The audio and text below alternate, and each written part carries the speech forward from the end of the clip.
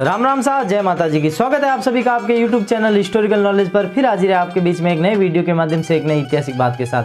सज्जनों, बात करेंगे आज शारदीय नवरात्रि के बारे में। हमारे देश में शारदीय नवरात्रि क्यों मनाई जाती है, शारदीय नवरात्रि की शुरुआत कब से हुई थी, इसके बारे में इस वीडियो में आपको विस्तृत रूप से जानकारी दी जाएगी। शारदीय नवरात्रि को लेकर के एक कथा प्रचलित है। जिस समय भगवान श्री राम माता जानकी जी का हरण हो जाता है, रावण लंका में ले आता है माँ सीता जी को, उस समय भगवान श्री राम अपनी वानर सेना लेकर के समुद्र तट तक पहुंच जाते हैं। समुद्र तट पर पहुंचने के बाद भगवान श्री राम को चिंता सताने लगी कि जिसके इतने महान बलशाली पुत्र है, इतने बलशाली कुंभकर्ण जैसे भाई है, उस महान रावण को मैं कैसे मार सकता हूं। इसी बात की चिंता में भगवान श्री राम व्याकुल होकर बैठे थे। तभी संयोगवश से देवऋषि नारद मुनि जी का आना हो गया।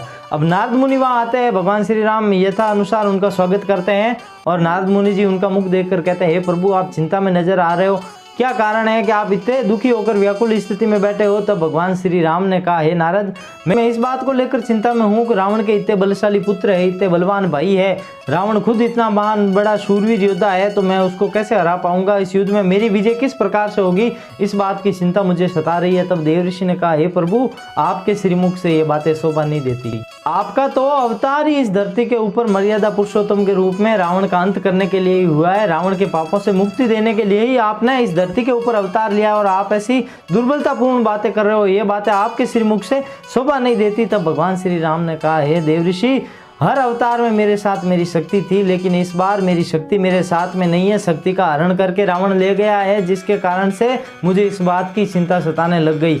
तब देवऋषि नारद ने भगवान श्री राम को सुझाव दिया, हे प्रभु, आप माँ आद्य शक्ति की सेवा आराधना कीजिए, माँ आद्य शक्ति माँ भगवती को प्रसन्न कीजिए, माँ शक्ति के आशीर्वाद से आप युद्ध में विजय श्री को प्राप्त कर लेंगे।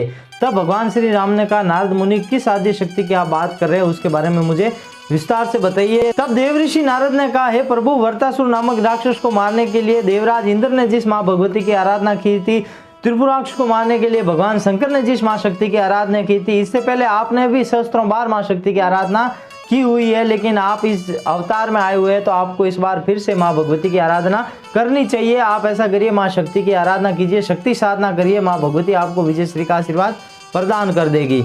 इस बात को लेकर भगवान ने कहा, तो ठीक है, मैं माँ भगवती की आराधना करता हूँ, लेकिन माँ भगवती की आराधना का तो कभी कोई समय नहीं है, क्योंकि प्राचीन काल में सज्जनों सिर्फ चैत्र मास के अंदर माँ भगवती की पूजा आराधना की जाती थी, माँ की नवरात्रि मनाई जाती थी। तब भगवान श्री राम ने कहा, हे नारद, इस समय माँ शक्ति की आराधना मैं कैसे कर सकता हूँ। तब नारद मुनि ने कहा, हे प्रभु, वो तो माँ है, जगत जननी है, माँ की आराधना करने के लिए बच्चे को समय नहीं देखना पड़ता। भक्त तो जब भी सच्चे मन से माँ की आराधना करता है, माँ हमेशा उसकी रक्षा के लिए तैयार रहती है। यह बात सुनकर भगवान ने माँ शक्ति की आराधना करने का विचार कर लिया। शक्ति साधना की पूरी तैयारी कर दी गई देवऋषि नारद के देखरेख के अंदर। और उधर रावण ने भी शक्ति साधना का विचार कर लिया, चंडी पाठ का आयोजन कर लिया। रावण ने भी युद्ध में विजय की कामना को लेकर के शक्ति पूजा का आयोजन किया। अब भगवान श्री राम माँ शक्ति की आराधना कर रहे थे। 7-8 दिनों तक माँ शक्ति की पूजा आराधना की। दुर्गा अष्टमी के दिन माँ भगवती ने भगवान श्री राम को दर्शन दिए रात को, राम लक्ष्मण को, और कहा, हे प्रभु, आपकी युद्ध के अंदर विजय होगी। और इधर रावण भी माँ भगवती की आराधना कर रहा था। उस समय हनुमान जी ने क्या किया कि एक छोटे नन्हे बालक का रूप बनाया ब्राह्मण का, और वो ब्राह्मणों की टोली में जाकर के मिल गए और ब्राह्मणों की खूब सेवा पूजा की। ब्राह्मण उस बालक की सेवा से प्रसन्न हो गए और कहा कि जो मांगो वो हम आपको वरदान दे सकते हैं, बेटा जो चाहिए वो मांग ले। तब हनुमान जी ने ब्राह्मण रूप में कहा कि ये ब्राह्मण देव, ये विप्रदेव, अगर आप मुझसे प्रसन्न हैं तो आप ऐसा करिए कि रावण के जो शक्ति पूजा का पाठ किया जा रहा है, उसका हवन हो रहा है, आप मेरे कहने से सिर्फ मंत्र का एक अक्षर बदल दीजिए। तब ब्राह्मण देवता ने कहा, ठीक है, जैसा तुम कहोगे हम वैसा कर देंगे। उस समय मंत्र में या देवी स्वरूप भूतेषु भूतार हरणी, हरणी की जगह पे हनुमान जी के कहने पे ह हटा के क शब्द लगा दिया, जिससे उस सब मंत्र का पूरा अर्थ ही चेंज हो गया। उस मंत्र का अर्थ हो गया या देवी स्वरूप भूतेषु भूतार करणी, मतलब दुख को प्रकट करने वाली देवी, दुख को बढ़ाने वाली देवी, जिससे माँ भगवती रुष्टमान हो गई और रावण के संपूर्ण कुल के नाश होने का माँ भगवती ने श्राप दे दिया। इधर रावण के हवन में माँ शक्ति क्रोधित हो गई, माँ शक्ति ने उसके कुल के विनाश का श्राप दे दिया। तब रावण ने सोचा, अगर मेरा हवन खराब हो चुका है तो मैं भी भगवान श्री राम के हवन में बाधा उत्पन्न कर दूंगा। तब रावण ने क्या किया, भगवान श्री राम 90 दिन माँ भगवती की पूजा करने के लिए 108 नील कमलों की व्यवस्था की। 108 नील कमल लेकर माँ भगवती की आराधना के लिए जैसे ही बैठे थे, तभी रावण ने अपनी मायावी शक्ति से एक नील कमल गायब कर दिया। अब रावण ने एक नीलकमल गायब किया था। भगवान श्री राम को इस बारे में पता चला कि भाई नीलकमल एक कम है, तब उन्होंने लक्ष्मण जी से कहा कि आप कहीं से भी एक नीलकमल की व्यवस्था करो, लेकिन रावण की मायावी विद्या के कारण उनको कहीं पे भी एक भी नीलकमल नहीं मिला। तब भगवान श्री राम को स्मरण आया, लोग मुझे कमल नयन भी तो कहते हैं, नवकंज लोचन मुझे कहते हैं। तब भगवान श्री राम ने अपने तुणीर से एक बाण निकाला और बाण से अपने नयन को निकालने ही वाले थे। तब माँ भगवती प्रसन्न हुई और प्रकट होकर कही, हे प्रभु श्री राम, ये आप कैसा अन्याय कर रहे हो कि आप अपने आंखों को निकाल के मुझे समर्पित कर रहे हो। तब प्रभु ने कहा, हे माँ, मैं तो आपकी केवल पूजा आराधना कर रहा हूँ। तब माँ ने कहा, हे प्रभु, मैं आपकी सेवा भक्ति से बहुत ही प्रसन्न हूँ और मैं आपको विजय श्री का आशीर्वाद देती हूँ। तभी माँ के आशीर्वाद से भगवान श्री राम ने 9 दिन तक तो माँ भगवती की आराधना की, शक्ति साधना की।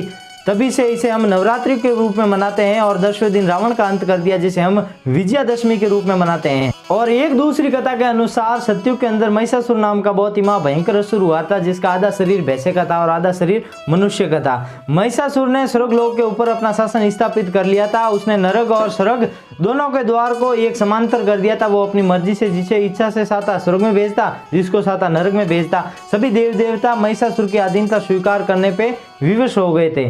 उस समय महिषासुर के अत्याचार से सभी देवी देवता इतने पीड़ित हो गए, मृत्युलोक और देवलोक में हाहाकार मच गया। तभी देवताओं को स्मरण आया कि जिस समय माँ भगवती ने दुर्गासुर का वध किया था, तब माँ ने कहा था कि हे देवताओं, जब भी तुम्हारे ऊपर संकट आए तब मेरी स्तुति आराधना करना, मैं तुम्हारी रक्षा के लिए सदैव ही तत्पर रहूंगी। तब सभी देवी देवताओं ने हिमालय की कंदरा में जाकर के माँ भगवती की आराधना की। सभी देवी देवताओं के तेज पुंज से माँ भगवती का पुण्य प्रागट्य हुआ। माँ भगवती ने कालिका रूप में सभी देवी देवताओं को दर्शन दिए और महिषासुर और माँ भगवती के बीच में 9 दिन तक बहुत ही भयंकर संग्राम हुआ, जिसमें माँ भगवती ने 10वें दिन महिषासुर को मार गिराया था। उन्हीं 9 दिनों तक सभी देवी देवताओं ने हिमालय की कंदरा के अंदर माँ भगवती की स्तुति आराधना की थी, जिसे हम नवरात्रि के रूप में मनाते हैं। अगर आपको ये वीडियो पसंद आया तो वीडियो लाइक करना, शेयर करना और कमेंट के अंदर अपनी राय लिखना मत भूलना और चैनल को कर लेना सब्सक्राइब, ताकि आगे आने वाले वीडियो के बारे में आपको नोटिफिकेशन मिलती रहे। तब तक के लिए जय माता जी की।